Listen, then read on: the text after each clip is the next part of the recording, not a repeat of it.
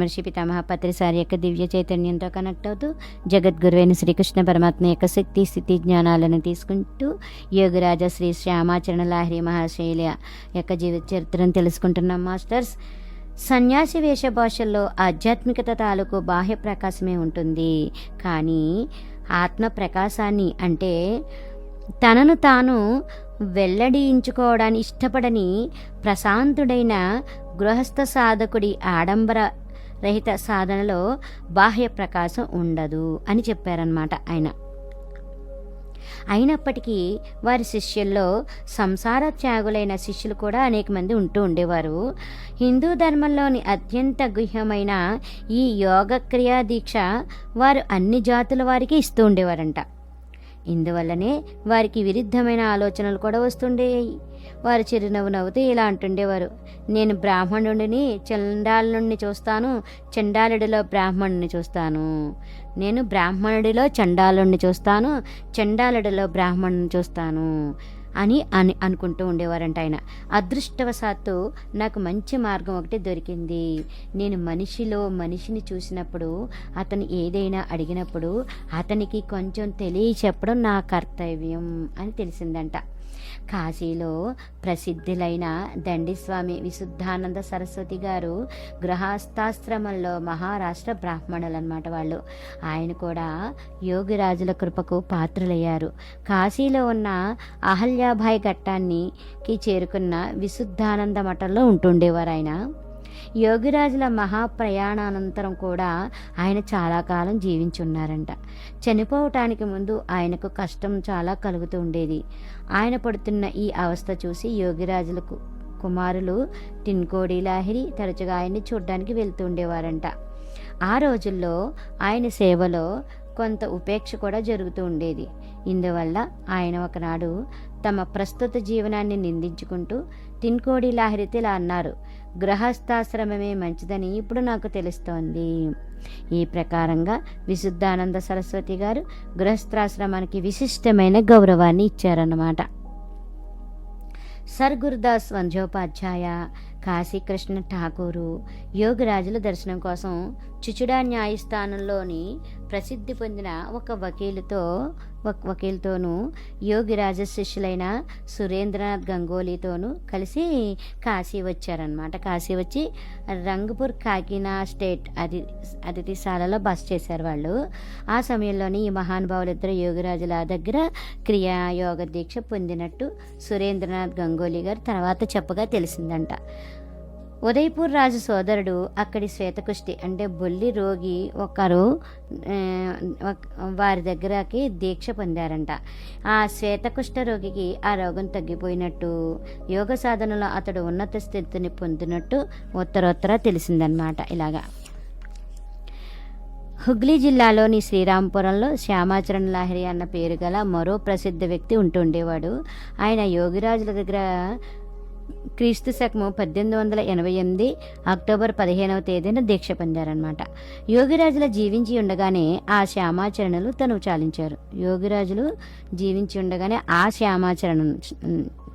తనువు చాలించారనమాట. ఈ వార్త పత్రికల్లో పడడం వల్ల అనేక మంది భక్తులు భ్రాంతిపడి కాశీలో యోగిరాజుల నివాసానికి ఉత్తరాలు రాసేవారనమాట. తర్వాత 6వ అధ్యాయం ఆశజీవనం. భారతీయ సంస్కృతిలో శాస్త్రీయ విధానం జీవనం. భారతీయ సంస్కృతిలో శాస్త్రీయ విధానం, యోగచర్య లేక యోగ సాధన అపూర్వంగాను అద్భుతంగాను సమన్వయమయ్యాయి. వర్ణాశ్రమ వ్యవస్థానుసారంగా భారతీయులు శాస్త్రం ద్వారా నిర్ధారితము అయిన మార్గంలో జీవనం గడుపుతూనే దాంతోపాటు యోగ సిద్ధి కూడా పొందుతూ ఉండేవారనమాట. దాని ద్వారా మృత్యువు మీద విజయం సాధించడంలో సఫలత పొందారు భారతీయులు. శరీరం కృషించిన తర్వాత వారు యోగ ప్రక్రియ ద్వారా జీర్ణ వస్త్రం మాదిరిగా దాన్ని అనాయాసంగా విడిచిపెట్టి కొత్త శరీరం ధరిస్తూ ఉండేవారు. ఈ పరంపర కాళిదాసు కాలం వరకు నిరంతరాయంగా సాగుతూనే ఉండేది. ఈ వాస్తవం మనకు రఘువంశంలో యోగేనాంతే తను త్యజాం అన్న వాక్యం వల్ల తెలుస్తూ ఉంటుందన్నమాట. యోగిరాజులు వేదాంతం, ఉపనిషత్తులు, గీత మొదలైన అనేక మత గ్రంథాలను ఆధ్యాత్మికంగాను యోగపరంగాను వ్యాఖ్యానిస్తూ ఉండేవారన్నమాట. వారు చేసిన ఈ వాక్యాలు చాలా అపూర్వమైనవి. ఇవి సాధారణ ప్రజలకు అర్థం కాకపోయినప్పటికీ సాధకులకు మాత్రం విశేషంగా ఉపయోగపడుతూ ఉండేవన్నమాట. ముఖ్యంగా సాధనా సంబంధంగాను రహస్యభరితంగాను ఆధ్యాత్మికత యోగ పరంపరంగాను భగవద్గీతకు ఈ మాదిరిగా చేసిన వ్యాఖ్యానం వారికి పూర్వం మరొకరెవరు చేసినట్టు మనకు తెలియదన్నమాట. ప్రారంభంలో గీతను గురించి సాధారణంగా పండితులు విద్వాంసులు మాత్రమే ఆలోచన చేస్తూ ఉండేవారు. సామాన్య జనుల్లో దాని గురించి ప్రచారం అంతగా ఉండేది కాదు ఇదివరకు. గీతను మానవుడి ఆధ్యాత్మిక వికాసానికి మార్గనిర్దేశానికి ఉపకరించే గ్రంథంగా గ్రహించాలని శ్యామాచరణుల వారు చెప్తూ ఉండేవారు అన్నమాట. గీతను వారు భారతవర్షానికి ప్రాణరూపమని తెలుసుకున్నారు. ఇందువల్ల గీతకు వేలాది ప్రతులు ముద్రింపచేసి భక్తులకు ఇస్తూ పంచిపెడుతూ ఉండేవారు అనమాట. ఆయన ప్రతిరోజు గీతా వ్యాఖ్యానం చేస్తూ భక్తులకు విశదపరుస్తూ ఉండేవారు అనమాట. గీతకు వారు చేసే అద్భుతమైన వ్యాఖ్యానం వల్ల అనేక మంది ఆకృష్టులై వారి దగ్గరికి వస్తూ ఉండేవారన్నమాట. అంతకు పూర్వం అనేక మంది ఆచార్యులు మహాత్ములు గీతను అనేక దృక్పథాలలో పరిశీలించారు. ఒకరు ద్వైతవాద దృష్టితోనూ, ఒకరు అద్వైతవాద దృష్టితోనూ, మరొకరు ద్వైతాద్వైతవాద దృష్టితోనూ గీతను వ్యాఖ్యానించారంట. దీంట్లో జ్ఞానానికి గల ప్రాధాన్యాన్ని ఒకరు, భక్తికి గల ప్రాధాన్యాన్ని ఒకరు, కర్మకు గల ప్రాధాన్యాన్ని ఒకరు సూచిస్తూ ఉండేవారు. కానీ గీత ఒక పూర్ణాంగ యోగశాస్త్రం అన్న దృష్టితో చూసిన వారు, ఆ సత్యాన్ని నిరూపించిన మనుషులు చాలా కొద్దిమందే ఉన్నారన్నమాట అప్పట్లో. గీతలో ఉన్న 18 అధ్యాయాలు యోగాలే. విషాద యోగము, సాంఖ్యయోగము, కర్మయోగము, భక్తి యోగము మొదలైనవి ఇవన్నీ కూడా. ఇంతే కాకుండా గీతలో ప్రతి ఒక్క అధ్యాయంలోనూ చివర ఇది శ్రీమద్భగవద్గీతాసూపనిషత్సు బ్రహ్మ విద్యాయాం యోగశాస్త్రే శ్రీకృష్ణార్జున సంవాదే మొదలైనవి చెప్పి ఉంటాయి. అందుచేత గీత బ్రహ్మ విద్య విషయకమైన యోగశాస్త్రము. భగవత్ ప్రాప్తికి కర్మ మార్గము, భక్తి మార్గము, జ్ఞాన మార్గము ప్రసిద్ధమైన విధంగానే యోగ మార్గం కూడా ప్రసిద్ధమైన మార్గమే. ప్రాచీన కాలంలో ఋషులు యోగ మార్గానికి అత్యధిక ప్రతిష్ట చేకూర్చారు. గీతలో యోగాన్ని గురించి చర్చ అంతటా ఉంది. ఈ మార్గానికి సంబంధించి విజ్ఞాన శాస్త్ర సమ్మతమైన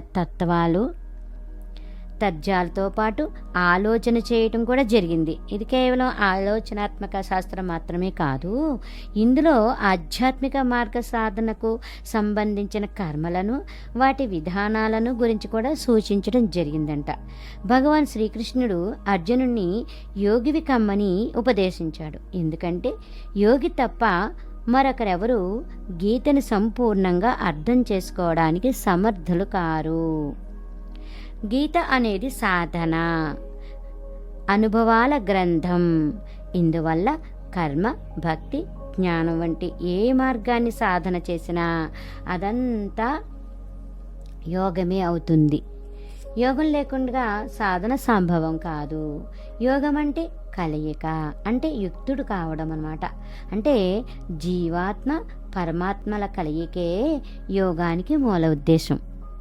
జీవాత్మను పరమాత్మతో కలపడమే సాధకులందరి ఏకైక ఉద్దేశం అన్నమాట. గీతతో పాటుగా యోగిరాజులు స్వయంగా అనేక గ్రంథాలకు రాసిన వాక్యాలున్నాయి. ఇవి కాకుండా వారు భక్తుల సమక్షంలో ఇతర శాస్త్ర గ్రంథాలకు ఆధ్యాత్మిక వాక్యాలు చేసినప్పుడు పంచానన్ భట్టాచార్య, ప్రసాద్ దాస్ గోస్వామి, మహేంద్రనాథ్ సన్యాల్ వంటి వాటిని రాసి పెట్టుకుంటూ ఉండేవారన్నమాట. తర్వాత వారు వాటిని తమ తమ పేర్లతో ప్రచురించుకున్నారు. యోగిరాజులు ఏ గ్రంథాన్ని తమ పేరుతో ప్రచురించడానికి అనుమతి ఇవ్వలేదు. ఆయన వారి డైరీలో వైశేషిక దర్శనానికి యోగశాస్త్ర సమ్మతమైన ఒక అపూర్వ వాక్య లభిస్తుందన్నమాట. భగవద్గీతకు వారు చేసిన వాక్య అపూర్వమైనది. ఉదాహరణకు భగవద్గీతలో ఉన్న శ్రీ భగవాను వాచ అన్న వాక్యానికి శ్యామాచరణులకు పూర్వులు వారి తర్వాత వారు కూడా భగవంతుడు ఇలా చెప్పాడు అని భాష్యం చెప్పారు. కానీ యోగిరాజులు తమ భాష్యంలో ఆ వాక్యాన్ని ఇలా వివరించారు: కూటస్థ చైతన్యం ద్వారా అనుభవం కలిగించడం జరుగుతుంది. ఇది పూర్తిగా అనుభవపూర్వకమైన భాష్యం. కూటస్థ చైతన్యమే సర్వస్వము, అందుకే భగవంతుడు ఇలా చెప్పాడు అని చెప్తున్నారు. చూసారా, కూటస్థం అంటే మన ఆజ్ఞాచక్రం ప్లేస్ అన్నమాట అండి.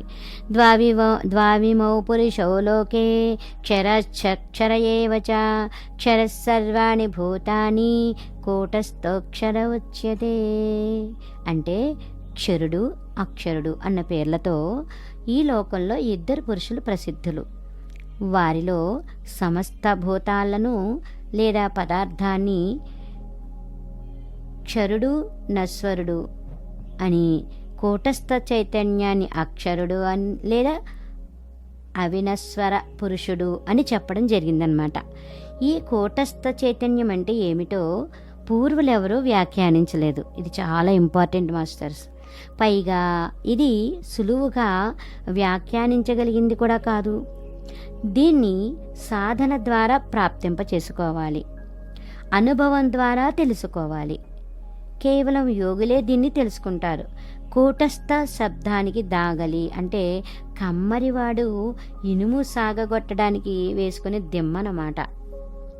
కూటస్థ శబ్దానికి దాగలి లోహకారుడు కానీ స్వర్ణకారుడు కానీ రకరకాల వస్తువులు, అలంకారాలు, ఉపకరణాలు మొదలైన వాటిని తయారు చేయటానికి ఒక ఉక్కు దిమ్మ మీద పెట్టి సమ్మెటతో కానీ సుత్తితో కానీ దాన్ని కొడతారు.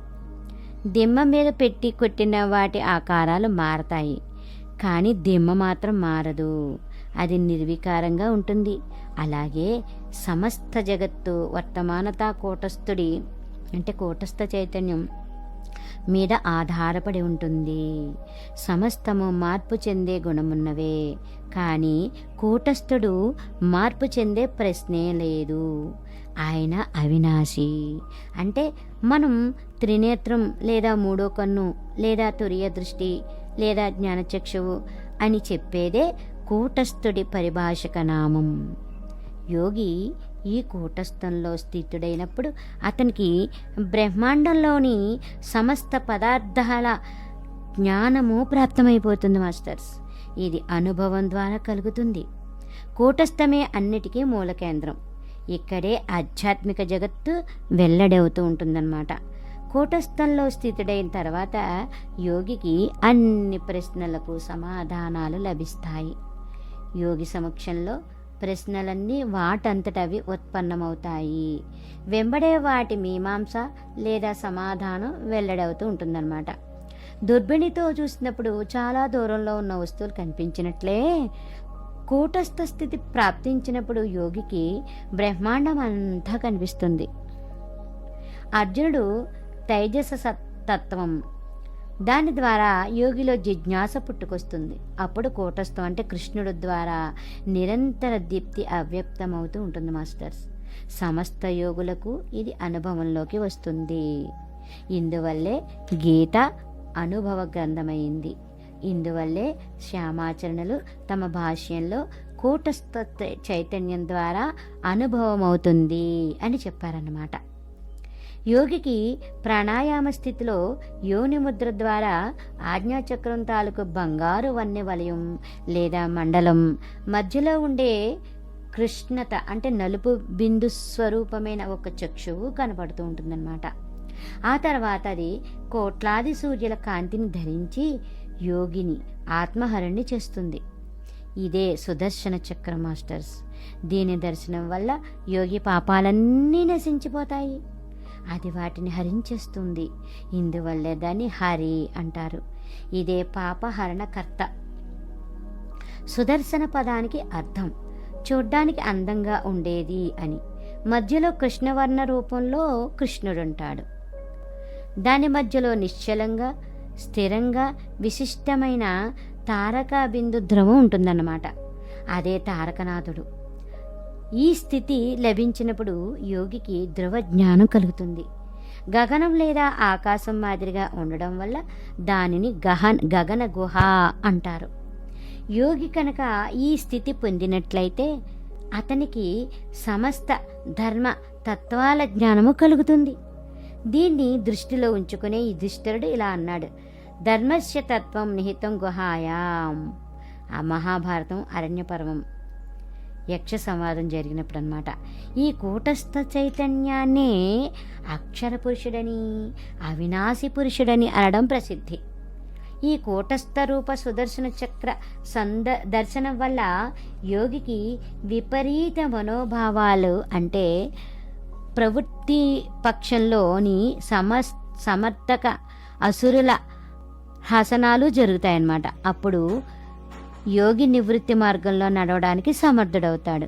ఈ భావాన్ని మనసులో పెట్టుకుని తులసీదాసు ఇలా అన్నారు: జగుపేఖన్ తుమ్హ దేక్ నిహారే విధి హరి శంభు నచావో నిహారే తే ఉ న జానహిం మర్ము తుమ్హారా ఔర్ తుమ్హి కో జాన్ నిహారా. రామచరిత మానసంలో ఉందన్నమాట. అంటే ఇక్కడ ఏం చెప్తున్నారంటే, జగత్తు దృశ్యమానం, నువ్వే ద్రష్టవు. బ్రహ్మ విష్ణు మహేశ్వరులను నువ్వే ఆడిస్తావు. వారు కూడా నీ మర్మం ఎరుగరు. అలాంటప్పుడు మరొకరెవరైనా నిన్ను ఎలా తెలుసుకోగలుగుతారు? అంటే ఈ జగత్తు దృశ్యమానమని, నువ్వే ద్రష్టవని అంటాడు తులసీదాస్ గారు అన్నమాట. బ్రహ్మ విష్ణు మహేశ్వరులను నువ్వే ఆడిస్తున్నావని అంటే సత్వ రజస్తమో గుణాలు 3 దైవాలని అర్థం అన్నమాట. బ్రహ్మ సృష్టికర్త అంటే రజోగుణం, మహేశ్వరుడు నాశకకర్త అంటే తమోగుణం, విష్ణువు పాలనకర్త సత్వగుణం. ఈ ముగ్గురు 3 గుణాలకు ప్రతీకలన్నమాట. ఈ 3 గుణాలను నడిపించేవాడివి నువ్వే. ఎందుకంటే దేహంలో ఉన్న ఈ 3 గుణాలు ప్రాణశక్తి ద్వారా సంచాలితమవుతూ ఉంటాయన్నమాట. ప్రాణం ఉంటేనే అవి ఉంటాయి, ప్రాణం లేకపోతే ఆ 3 గుణాలు ఉండవు. ఇందువల్లే ఈ 3 గుణాలని నువ్వే నడిపిస్తున్నావని చెప్పడం అన్నమాట. అంటే ఓ ఆత్మారాముడా, ఓ ఈ 3 దేవతలలోనూ నువ్వే కూటస్థ చైతన్య రూపంలో విరాజమానుడవుతున్నావు. ఇందుచేతనే వారు కూడా నిన్ను సంపూర్ణంగా తెలుసుకోవడంలో అసమర్థులు.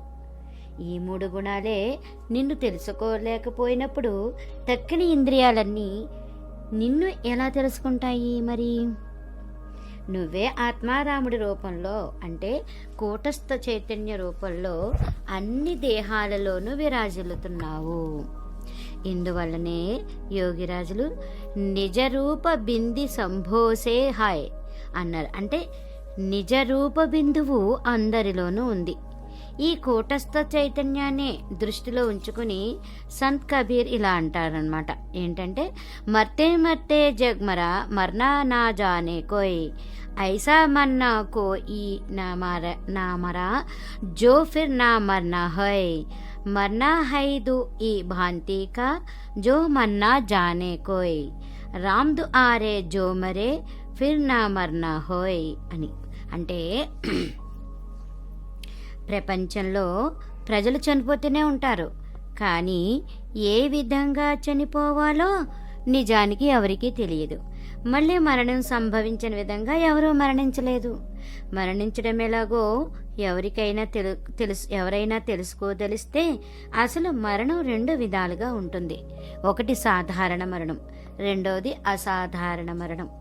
రామద్వారంలో మరణించిన వాళ్లకు మళ్ళీ మరణం అనేది సంభవించదు. ఎందుకంటే జననం ఉంటే మరణం తప్పనిసరి అన్నమాట. ఈ రామ్దు ఆరే అంటే ఈ రామద్వారం అంటే ఏమిటి? ఏ ఆలయ ద్వారంలోనైనా రాముల వారి విగ్రహం ముందు చనిపోవడం అన్న మాట చెబుతున్నారా ఇక్కడ? ఎవరైనా అలాంటి ఆలయ ద్వారంలో కనుక చనిపోతే అతనికి పునర్జన్మ ఉండదా? సంత్ మహాత్ముడు కబీరు అలాంటి సంగతి ఏమీ చెప్పడం లేదు మాస్టర్స్. కూటస్థం మధ్యలో ఉన్న బిందువును గగన గుహ అని అంటారన్నమాట. సాధనా మార్గంలో అగ్రేసరులైన వారు దాన్ని చూడగలుగుతారు. అదే ఆత్మారాముడు లేదా రామద్వారము. ఆయనే ఆత్మనారాయణుడు. ఆయనే అన్ని దుఃఖాలను నశింపచేసేవాడు. బిందు రూపమైన ఆ రామద్వారాన్ని చూస్తూ శరీరాన్ని విడిచిన మహాత్ముడికి ఇంక పునర్జన్మ ఉండదు. అందుచేతనే మహాత్ముడు కబీర్ రామద్వార రూపుడైన కూటస్థుడి దర్శనం చేస్తూ చేస్తూ శరీరాన్ని విడిచిన వాళ్ళు ప్రపంచంలో ఎంతమంది ఉన్నారని వ్యంగ్యంగా అంటున్నారన్నమాట. ఈ రకమైన మృత్యువును కోరేవాళ్ళు జన్మ మృత్యు బంధనం నుంచి ముక్తులవుతున్నారు. యోగిరాజులు గారు ఇలా చెప్తున్నారు.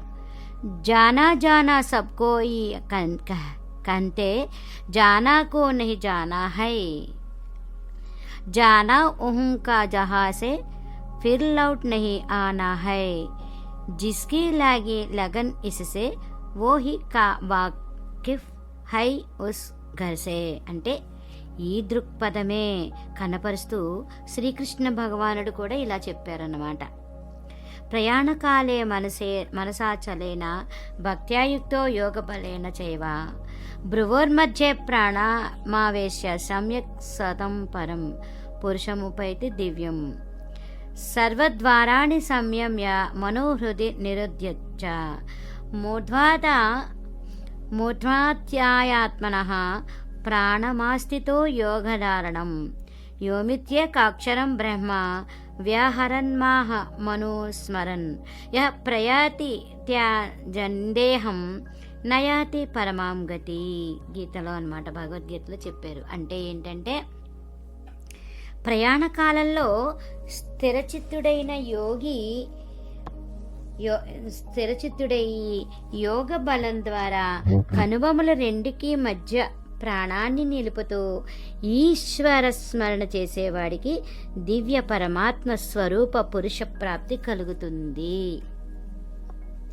సమస్త ఇంద్రియాల్ని నియంత్రించి, అంటే ఇంద్రియాల ద్వారా బాహ్య విషయాల్ని గ్రహిస్తూ ఉండే మనస్సును నిరాలంబ భావంతో స్థిరం చేసి ప్రాణాన్ని కనుబొమల రెంటికి మధ్య పూర్తిగా నిలిపి ఏకాక్షర బ్రహ్మ నామరూపమైన ఓంకారాన్ని జపిస్తూ నన్ను, అంటే కూటస్థ నన్ను స్మరిస్తూ దేహాన్ని విడిచిన వాడికి పరమగతి ప్రాప్తిస్తుంది అని చెప్తున్నారన్నమాట.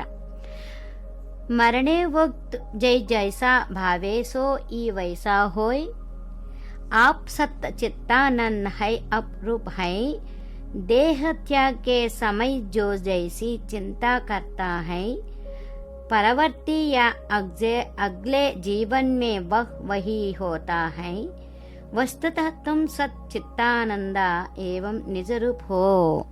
అంటే దేహత్యాగ సమయంలో ఎవరు ఏ విధమైన చింతన చేస్తాడో అనంతర కాలంలో, అంటే మరుసటి జన్మలో అతడు అదే అవుతాడు.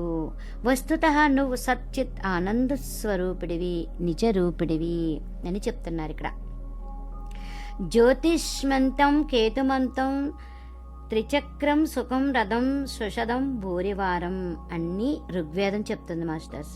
అంటే కూటస్థ బ్రహ్మకు 3 చక్రాలున్నాయి. ప్రారంభంలో జ్యోతిచక్రము, అంతంలో కృష్ణ చక్రం, మధ్యలో నక్షత్ర చక్రము అన్నమాట. ఈ 3 చక్రాల్లో స్థితుడైన తర్వాత బ్రహ్మలో స్థిత ఉత్తమ రీతిలో ప్రాప్తిస్తుందన్నమాట. బ్రహ్మలో స్థితి ఈ త్రిచక్ర రూప రథం మీద ఆరోహించడం వల్ల బ్రాహ్మీ స్థితి ప్రాప్తమవుతుంది. అనేక సార్లు సూర్య దర్శనం అయిన తర్వాత కోట్లాది సూర్యుల ఉదయం అవుతుంది. అప్పుడంతా బ్రహ్మమయం అవుతుంది. గుహాయది కవీనం విసాం నక్షత్రవసామం ఋగ్వేదం అన్నమాట. అంటే కూటస్థం లోపల నక్షత్ర స్వరూప గుహలో ఉండే స్థితి ప్రాప్తించిన తర్వాత యోగికి అలౌకిక విషయాలు చెప్పే శక్తి ప్రాప్తిస్తుంది. అంతేకాకుండా ఆ బ్రహ్మజ్యోతిని నక్షత్ర రూపంలో ఎప్పటికీ చూస్తూనే ఉంటాడు. అదే తారకనాథుడు. అక్షరం బిందు జ్యోతి మన్వేహ విస్మయే పరసూర్యేతి సహ పరమ గుహ్య అంటే ఋగ్వేదంలో చెప్తున్నారన్నమాట.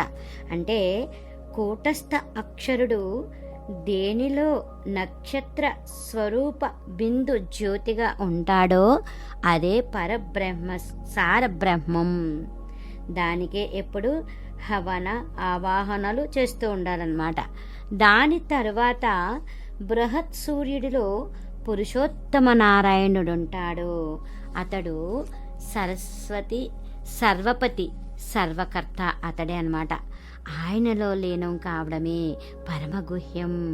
క్రియ ద్వారా చక్షువుల ఉన్మీలనం జరుగుతుంది అన్నారు యోగిరాజులు. అందుకే అంటారు చక్షుర్మీలితం ఏన్ తస్మై శ్రీ గురువే నమః అని.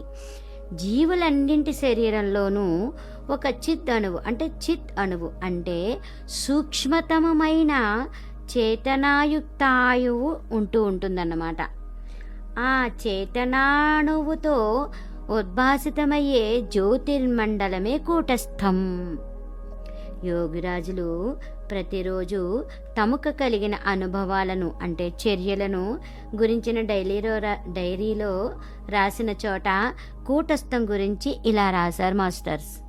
భూలోన తారేసే ఘనసృష్టి సంహారే సర్వదా ఆచే సమ్మోఖే దేఖో నా తారే సదా స్మరణకర్ ఓంకారేర్ తారే. అంటే సృష్టి నుంచి లయం వరకు అన్ని అవస్థల్లోనూ ఘన కృష్ణవర్ణంలో ఉండేదే ఈ కూటస్థం అన్నమాట. దాన్ని ఎప్పుడూ మనం మర్చిపోకూడదు. అది ఎప్పుడు అందరి ఎదుట ఉంటూనే ఉంది. దాంతో నిండిన కంటిని చూడు. ఓంకార జపక్రియ ద్వారా నిత్య స్మరణ చెయ్యి అని చెప్తున్నారు. ఇందుకే యోగిరాజులు అంటారు, నువ్వు గీతా రహస్యం కనుక తెలుసుకోదలిస్తే మొదట నీ దేహస్వరూప మందిరంలోకి ప్రవేశించమని చెప్తారనమాట. దేహానికి వెలుపల గీత అర్థం కాదు. చూడండి, గీతలో మొదటి శ్లోకంలోనే భగవానుడు అంటాడు ధర్మక్షేత్రే కురుక్షేత్రే అని. ఇక్కడ భగవానుడు 2 క్షేత్రాలను చర్చించారన్నమాట. ఒకటి ధర్మక్షేత్రం, రెండోది కురుక్షేత్రం అంటే కర్మక్షేత్రం అన్నమాట. అన్ని రకాల ధర్మాలు కర్మలు ఈ దేహరూపి క్షేత్రం ద్వారానే అవుతాయి. దేహం లేకుండా ధర్మ కర్మల సంపాదన సంభవం కాదు మాస్టర్స్. అందువల్ల ఈ దేహమే ధర్మక్షేత్రము కురుక్షేత్రము రెండూనన్నమాట. పైగా ఈ దేహమే క్షేత్రం. దీనికి సంబంధించి గీతలో భగవానుడు ఇలా అంటారు, ఇదం శరీరం కౌంతేయ క్షేత్రమిద్య విధీయతే. ఇందుకే గీతను పూర్తిగా తెలుసుకోవడానికి దేహరూపమైన మందిరంలోకి ప్రవేశించాలి. అప్పుడే గీతలోని మర్మం వెల్లడవుతుందన్నమాట. గీత భారతానికి ప్రాణ ప్రతీక. గీత సమగ్రమైన యోగ విజ్ఞాన ఆధ్యాత్మిక విజ్ఞాన శాస్త్ర గ్రంథం మాస్టర్స్. ఈ ప్రకారంగా గీతా రహస్యాన్ని తెలుసుకున్న మీదట మనుష్య జీవనానికి సార్థకత అత్యుత్తమంగా బోధపడుతూ ఉంటుందన్నమాట. చిలక పలుకులు పలకడం వల్ల లాభమేముంటుంది? గీతను తెలుసుకోవడానికి ప్రాణకర్మ రూపమైన సాధన అవసరం. కురుపక్షం అంటే ప్రవృత్తి పక్షం బంధన రూప కర్మకు ప్రేరకం అన్నమాట. పాండవ పక్షం అంటే నివృత్తి పక్షం. ఈ 2 పక్షాలకు యుద్ధం జీవుల హృదయాల్లో అనంతకాలం నుంచి సాగుతూనే ఉంది. అందుచేతనే గీతా యుద్ధం కూడా అనంతకాలంలోనే ప్రారంభమైంది. మహాత్ముడు రాంప్రసాద్ ఇదే చెప్పాడు, ప్రవృత్తి నివృత్తిజాయ నివృత్తిరే సంగే నిభి వివేక నామే తార ఈ బ్యాట తత్వకథ తారే సునాభి. అంటే ప్రవృత్తి నివృత్తి ఇద్దరు భార్యలు అనమాట. వాళ్ళలో నివృత్తిని దగ్గర ఉంచుకో, వివేకుడు ఆమె కొడుకే, తత్వకథ వాడికే వినిపించుతూ ఉండాలి అని చెప్తున్నారు.